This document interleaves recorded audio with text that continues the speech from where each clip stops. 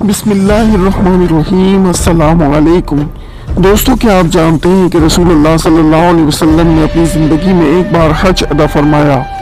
आप सल्लल्लाहु अलैहि वसल्लम ने अपनी पूरी ज़िंदगी में 4 उम्रे अदा किए।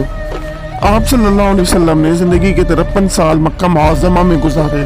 आप अलैहिस्सलाम ने ज़िंदगी के 10 साल मदीना मुनव्वरा में गुजारे। आप सल्लल्लाहु अलैहि वसल्लम की 11 अज़वाज मुताहरात थीं। आप सल्लल्लाहु अलैहि वसल्लम के 3 बेटे और 4 बेटियां थीं। आप सल्लल्लाहु अलैहि वसल्लम के हमशक्ल सहाबी का नाम हज़रत दाहिया कल्बी था।